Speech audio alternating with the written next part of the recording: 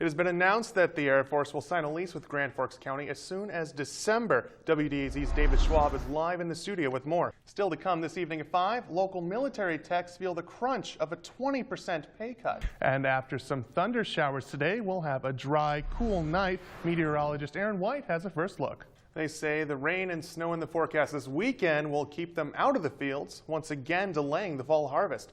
Well, Terry and Stacy, jurors entered into deliberation around 1:45 this afternoon, trying to decide if Valentino Bagola killed his cousins. They were let out shortly before 5 o'clock. Unable to reach a verdict, they will reconvene tomorrow morning.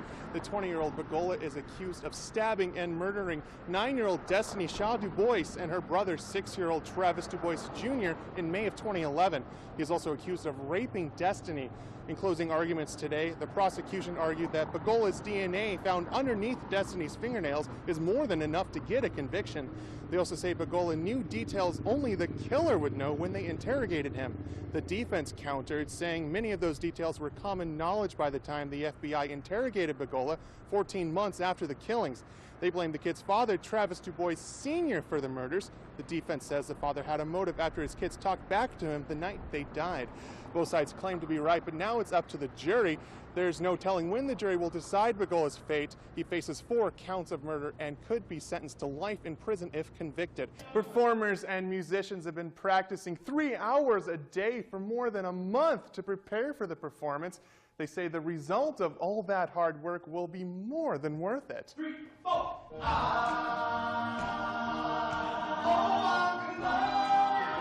An early morning fire destroys a building in Pisac, North Dakota. I'm Adam Ladwig. We have the details next. I'm Adam Ladwig. Coming up tonight, we'll show you how Grand Forks celebrates the Frozen Four.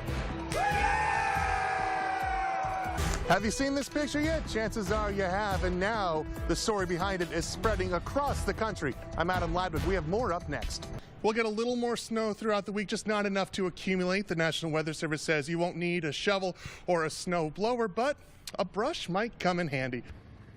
Lake region roads have been raised again and again over the last 20 years. There's an entire generation of drivers in the area who don't know what it's like to have clear roads. About 75 votes separate the top 3 vote getters. So do you think it's a little too early to celebrate yet? Grand Forks Superintendent Larry Nyblad says in his 26 years as an educator in the area, this is the first time he's seen school canceled due to excessive heat. Spirit Lake Tribal Chairman Russ McDonald says he thinks the Obama administration will be more willing in the future to offer resources to help fight problems on Indian reservations. Reporting, Adam Ladwig. Cross country. It's a difficult sport. It's a shared misery. Sometimes not the best way to spend an afternoon. We're out in rainy weather, windy, snowy, storming. Cross country is a grueling and often solitary sport. It's just the runner against the course. It's not so much competing against the runner beside him. But coaches at Devils Lake say that struggle gives students a sense of companionship, even with runners from different schools. Fargo South runner Danielle Lanoux learned that firsthand at a meet over the weekend in Glendon, Minnesota. It happened instantly, like I was just running along and felt like a little pop in my knee and down I went. A torn patella tendon, a quarter mile from the finish line. I was just sobbing and everything, so I just started walking and I stopped because I couldn't go any farther. Other runners passed Lanoux on the course, leaving her in tears. But Devils Lake senior Melanie Bailey stopped. It wasn't just a pulled muscle kind of cry, like it was serious crying.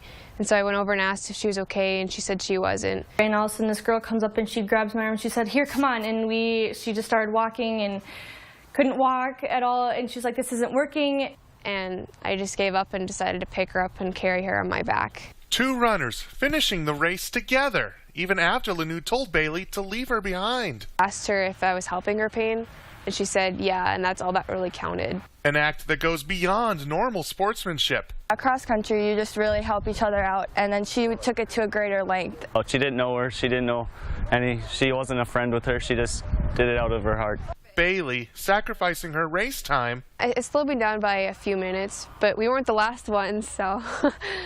In the last cross-country meet of her career. Honestly, I loved the way I ended it. It was a really good way to end my cross-country season. The selfless act giving Bailey a moment of clarity. This actually made me 100% sure of what I want to go into after school. She was considering a career as a physical therapist. Carrying her fellow competitor showed her the power of helping those in pain. I'm definitely going to do physical therapy. And showed everyone that winning the race doesn't necessarily mean finishing first. Yeah, perfect. So she ran a perfect race. In Devils Lake, Adam Ladwig, WDAZ News.